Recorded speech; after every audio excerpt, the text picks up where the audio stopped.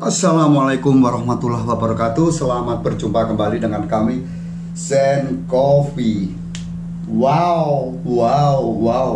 Berita ini sangat menggemparkan di Indonesia, yaitu masalah COVID-19 di DKI Jakarta melambung tinggi, yaitu meningkat gratis, guys. Coba kita lihat yuk bareng-bareng. Kita simak video Bapak Gubernur kita, yaitu Bapak Anies Baswedan.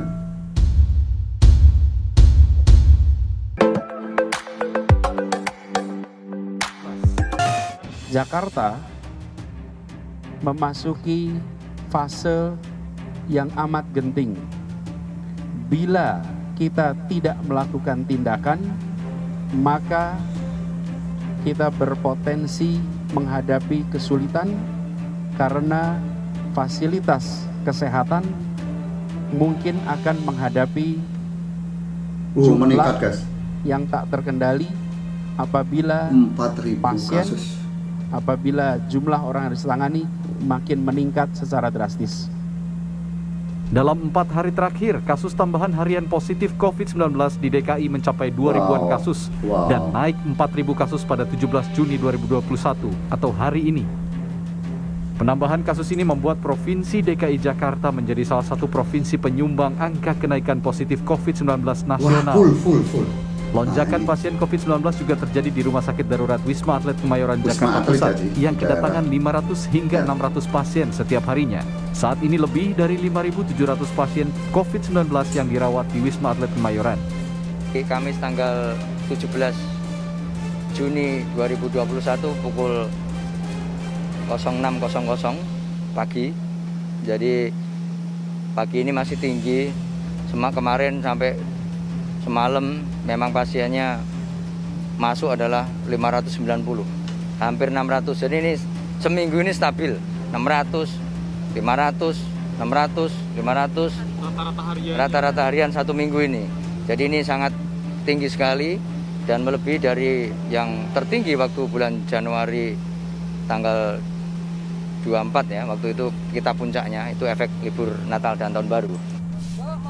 Pemerintah Provinsi DKI pun memutuskan menghentikan uji coba sekolah tatap muka sebagai imbas lonjakan kasus COVID-19.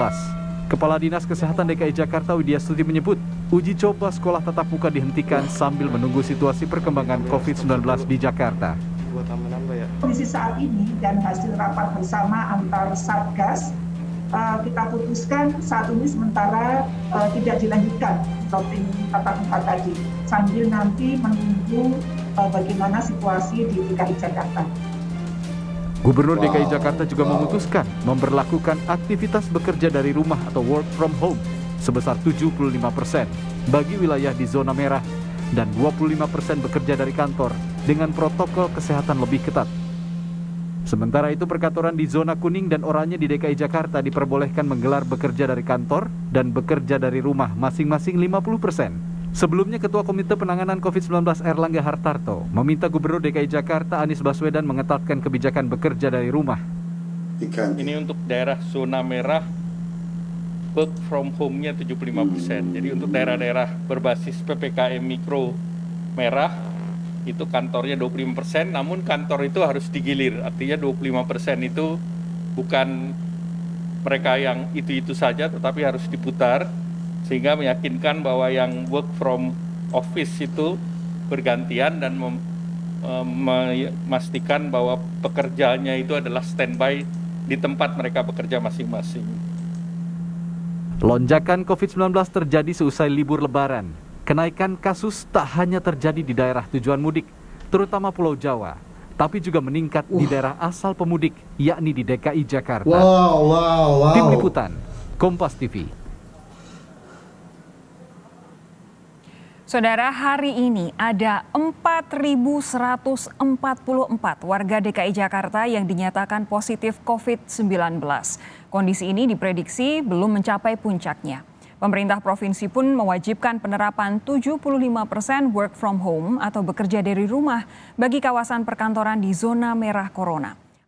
Ya itu tadi guys, pidato dari Bapak Gubernur Anies Baswedan bahwa menerangkan kalau COVID-19 terutama di Jakarta lagi meningkat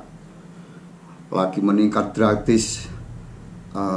Kita juga ikut prihatin, dan bagi teman-teman saudara-saudara yang berkecimpung di Jakarta, mohon mematuhi protokol dan sangat berhati-hatilah.